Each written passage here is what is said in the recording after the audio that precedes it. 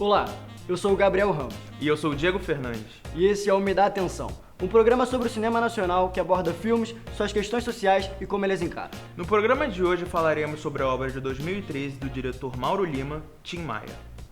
Seu nome qual é? Tião Maia. Rapaz, você vai me desculpar, eu não tenho como apresentar um cantor chamado Tião. Eu sou cantor. Com esse nome não é, não.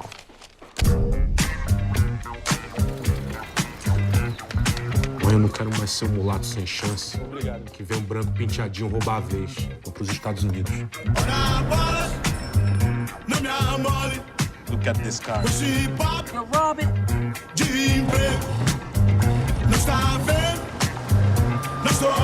Hands where I can see them.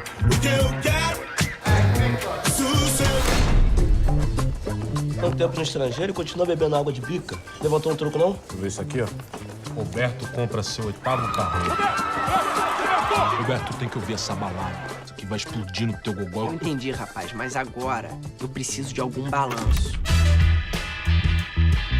Há muito tempo eu vivi calado, mas agora eu resolvi falar. Não vou ficar, não. O filme é um drama biográfico que conta 50 anos da história do cantor Tim Maia, vivido por Robson Nunes, que interpreta a versão mais jovem do personagem, e Babu Santana, que interpreta a sua fase mais velha. No longa, acompanhamos o cantor desde sua infância no Rio de Janeiro, onde vendia quentinhas pelas ruas da Tijuca, sua ascensão e sucesso e sua posterior morte aos 55 anos de idade. No filme Tim Maia, vemos desde o lado determinado do artista, onde ele procurava oportunidades com seu talento e sua genialidade musical, até o lado onde ele estava mais rude, afundado na sua dependência química.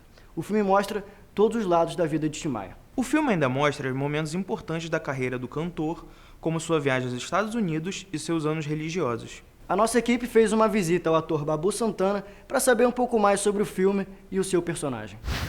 Olá, estou aqui com Babu Santana, que interpretou Tim Maia nos cinemas. Babu, gostaria que você contasse um pouco pra gente sobre a sua trajetória do teatro e depois, posteriormente, na TV e no cinema.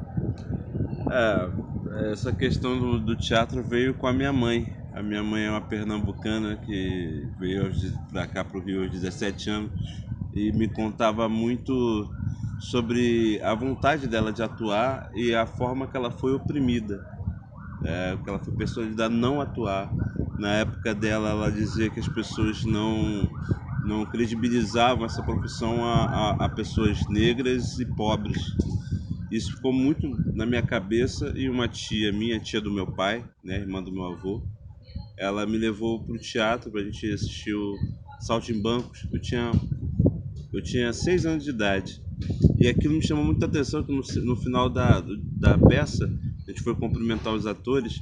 Na verdade, para mim, eu ia cumprimentar os bichos e aí eu vi um homem dentro da cabeça do cachorro.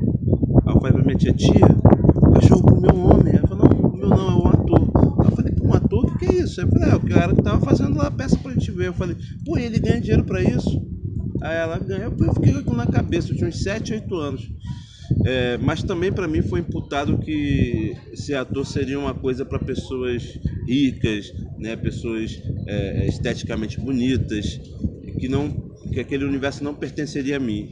Eu fui acreditando até aos 12 anos nessa história, até que um dia na minha escola teve um projeto chamado Mostre Seu Talento e as professoras convocaram os alunos para fazer uma peça, que era o Pedro Malazarte.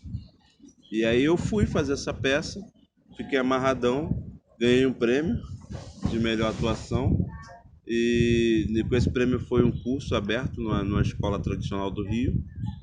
E eu fiz esse curso livre, tentei permanecer nessa escola, mas meu pai não conseguia pagar a escola e o curso. Aí com 16 anos eu conheci o Nós do Morro, aos 17 eu ingressei.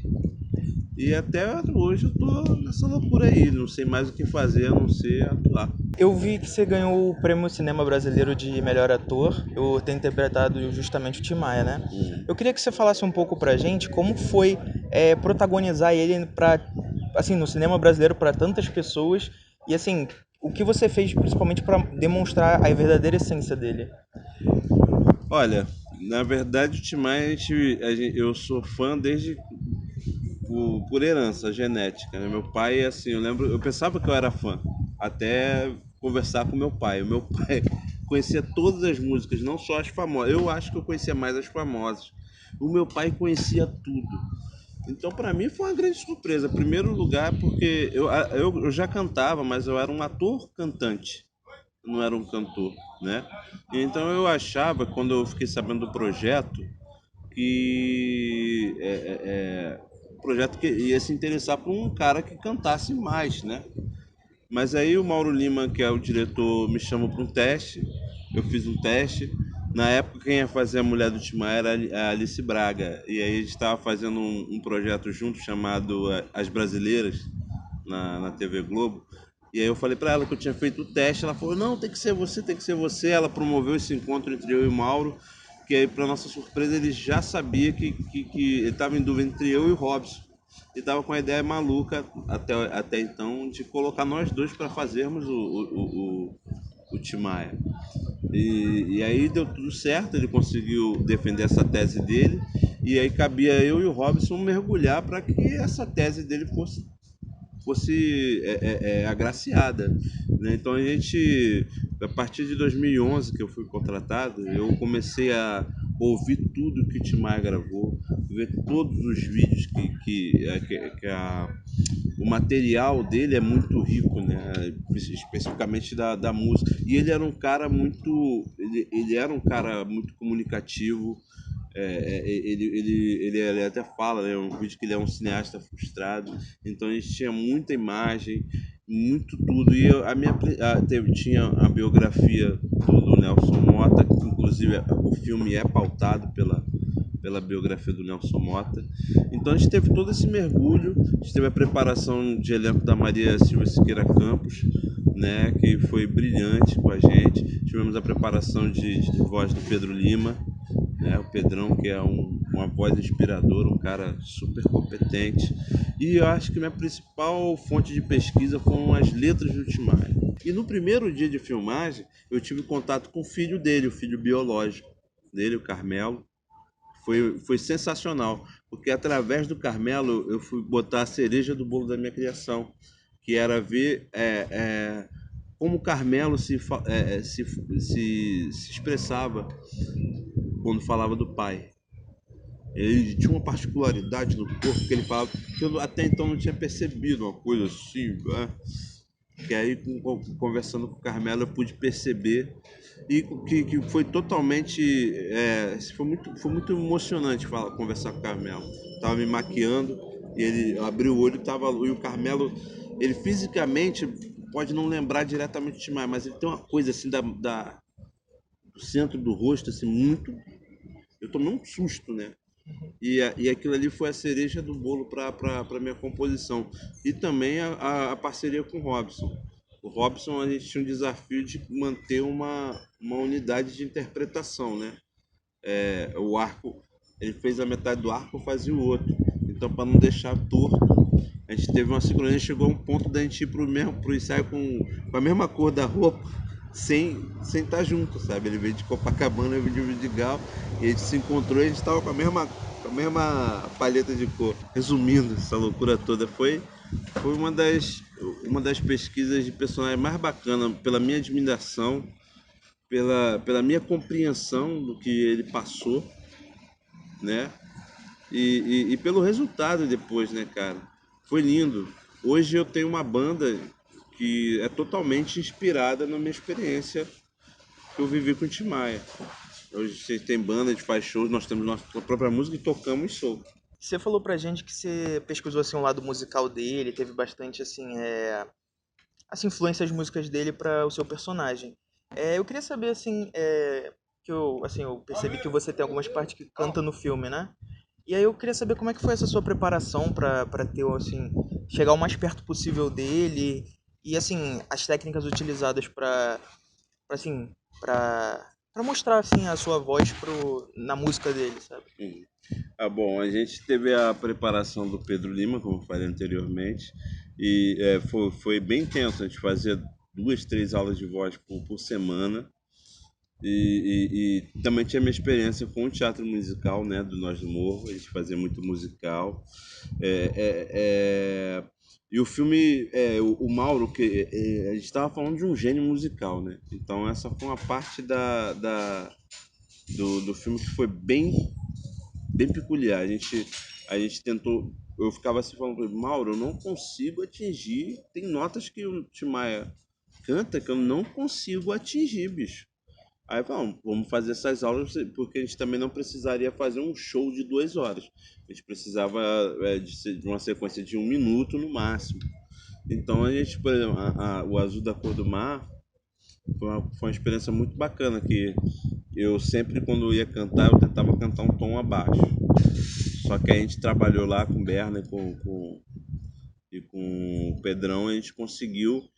É uma parte que me deixou bem impactado até, da semelhança vocal. A Festa de Santo Reis, que é uma música lá em cima também, que a gente ensaiou exaustivamente. E a gente teve um auxílio muito grande, né, do pessoal. O Mauro é um músico, nosso diretor, ele é músico. Então eu tinha acho que eu confiava mais na música do que qualquer outra coisa com o Mauro, sabe? Porque ele era músico, é um bom músico, é um cara que sabia o que queria, um cara que escreveu o roteiro também, né? E aí teve várias técnicas, né? Tem a hora que eu tô cantando com a minha voz, claro que com certeza deve ter tido um concertinho ou outro eletrônico, né? Teve fusões da minha voz com o do Tim Maia, tem dublagens, né? Então foi um momento ímpar. Foi um momento onde eu também me apaixonei pela música. Eu gostaria de saber, você falou pra gente que você é fã do Tim Maia, assim, e desde assim da época do seu pai, que seu pai também era bastante fã. E assim, eu queria saber pra você, principalmente, e para as pessoas que viram o filme, essas duas faces da moeda, que assim é o dependente químico, difícil de lidar, e o gênio brilhante musical. O que tipo isso mudou pra você como fã, e o que você acha que o filme quer mostrar pra essas pessoas que assistiram? Cara, eu acho que o filme não tem muita preocupação não, mas eu posso te dar uma opinião. O gênio musical é incontestável até hoje, né? Ele, principalmente na fase racional, que ele estava fisicamente pleno, né? Estava emagrecendo. A gente fala tanto da cocaína ou de outra droga, mas a gente esquece que o tabagismo, né? É uma coisa que prejudica muito a voz. Ele estava livre disso. Então, o gênio musical é indiscutível, a gente não tem nem muito o que falar. Agora, quanto à questão química, cara, então, é o que eu tô te falando. Eu acho que o Tim Maia, ele chegou um momento da vida dele, uma coisa que me chamava muita atenção também era a obesidade. Eu quis engordar porque eu queria entender. Inclusive, hoje eu sofro para emagrecer.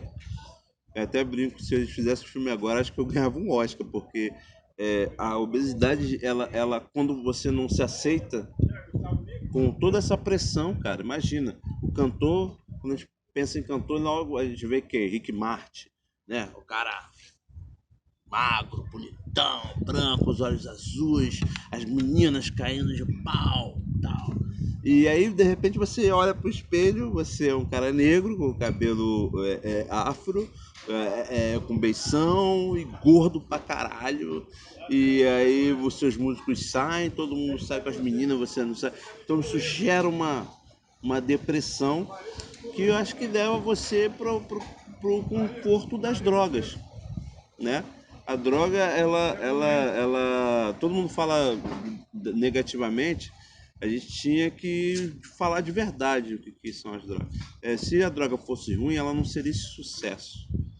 Ela é ruim quimicamente, fisicamente. A gente tinha que falar sobre a ilusão que é isso, né? E aí, porque quando você vai se dar conta, você já está lá no meio do mar, à deriva, né? A droga é um barco a motor que te joga lá no meio do mar e acaba, né? E aí, como é que você, à deriva, vai voltar pro deck? Né? Eu acho que o grande problema da droga é essa. Ela é um problema de saúde. E a nossa sociedade trata ela como problema de polícia, né? Então isso era um desafogo que não me mudou muito a minha cabeça em relação às drogas. Eu acho que as drogas é ruim, fisicamente, ponto pacífico, e que ela é um problema de saúde pública, né? Até porque um jovem depressivo, uma pessoa depressiva, ela tá sujeita àquilo. E o cara, quando usa muita cocaína, cara, até falava assim, pô, por que as pessoas acham que o Roberto Carlos era vilão no filme? Puta que o pariu, imagina você aturar o Tim Maia pancadão, falando que você é um merda. Quem? Ah, você é um merda, cara. Porra, Caetano, isso aqui que é música. Sabe? Imagina isso. Isso era fruto de repente, de uma depressão ou você cansado de brigar, sabe? Como você tá cansado de brigar? Porra, caralho, olha como o que eu toco, olha como eu canto e eu não sou reconhecido. E era uma fuga. Se eu fosse dar um recado para as pessoas que estão vendo a gente, assim, droga, sai fora. Já foi comprovado, vai andar, vai caminhar. A droga te leva a uma depressão. Eu não sou um drogado, graças a Deus. Mas assim, a droga te leva a uma vida mais curta. Mesmo se você for durar, você vai virar um velhinho cheio de problema. A sociedade ainda não entende a liberdade que você tem de consumir qualquer coisa, então você vai sofrer preconceito. Droga, sai fora. É muito ruim. Mas quando a gente fala no contexto do Tim Maia, é uma coisa que a gente faz rápido uma alusão ali ao uso da droga no filme, né? Porque não é o contexto que a gente queria deixar para as pessoas do Tim Maia. O contexto do Tim Maia é o gênio musical que ele é até hoje. Até hoje eu desafio alguém a me dizer qual é o cantor com a potência e a riqueza musical que o Tim Maia tem no Brasil e quiçá no mundo, cara. Pô, você quando falar do Tim Maia em relação à música, você tem que botar ele do lado dos grandes, Miles Davis, sabe? Jimi Hendrix, James Brown. Você tem que incluir o Tim Maia no topo da música mundial. E é isso que a gente tem que deixar a lembrança do Tim Maia. As drogas foram um problema humano.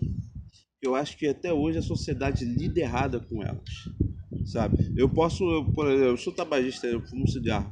Se eu acender um cigarro aqui, ninguém liga, né? Aqui você está a gente tem bebida, a gente pode beber à vontade. Quantas pessoas morreram dirigindo bêbadas? Quantas pessoas não agrediram as pessoas pelo álcool?